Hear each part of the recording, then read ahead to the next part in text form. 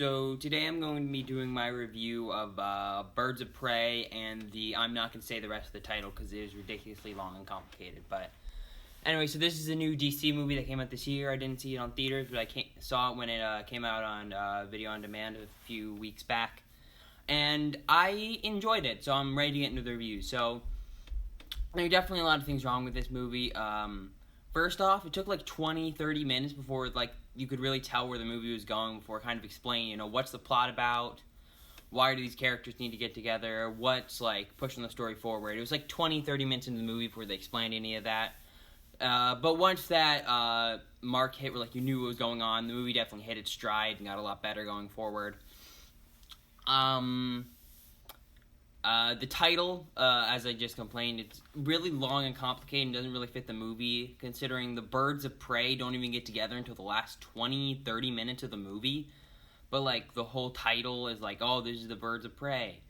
So if they just call it, Harley Quinn or Harley Quinn and the Birds of Prey or something, I think it would have made a lot more sense.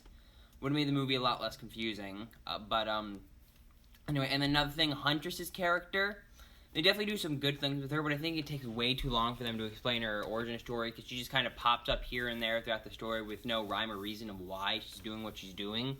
And they do explain it through the end, but they don't really give much context through, the rest of the story before they actually explain it. So you're really confused about why is Huntress here throughout the first 2/3 of the movie. But those are my big problems. Now on to the good things. Of course, the best part of this movie, the action and the humor is surprisingly great. The movie got a lot of good big laughs out of me. It had great practical action and effects.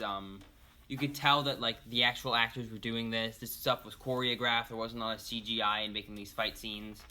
There are a lot of fight scenes that stand out, specifically the one in the prison storeroom, or the big final fight at the Joker's warehouse. Not the Joker's warehouse, but the carnival. They're all very distinct action sequences. There are some great performances in the movie. Of course, Margot Robbie as Harley Quinn. She managed to bring this maniac energy to the movie. I love how she's kind of narrating it, and it's kind of Harley Quinn's the one telling the story, so it's kind of unreliable. I love how the story kind of jumps back and forth between, telling what's going on, telling this other story, telling what happened that one night, telling what also happened that one night, and how the story kind of goes back and forth between points until about halfway through the movie when it's a straight going through all the way forward. I love kind of its connection to the greater DC universe, where it is its own story, but they still do reference, Batman, the Joker, all that stuff. I love it when they do that in DC movies, where it's its own story, but does reference the greater DC universe.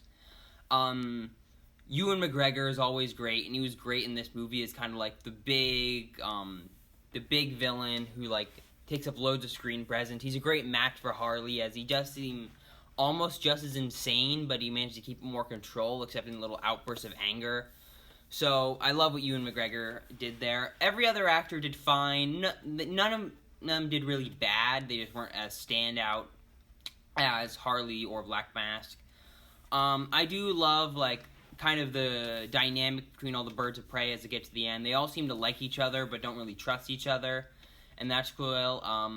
Harley Quinn's relationship with the kid is really sweet and interesting. That's something we haven't seen with Harley Quinn, with kind of her taking on a mentor, or her taking on an apprentice, but not in a formal kind of way, just her teaching a kid how to be bad. I like what they did with that. In the end, this is just a fun movie. And even though it can be confusing at times, it takes a while for the plot to get started. It's just a fun movie with great characters and action sequences.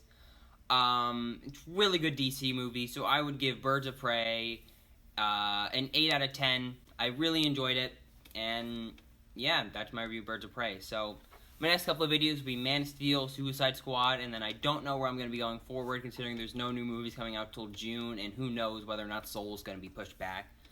So I'm basically rearranging my whole schedule here. We'll see how things go, but I do know I'm set for the rest of April.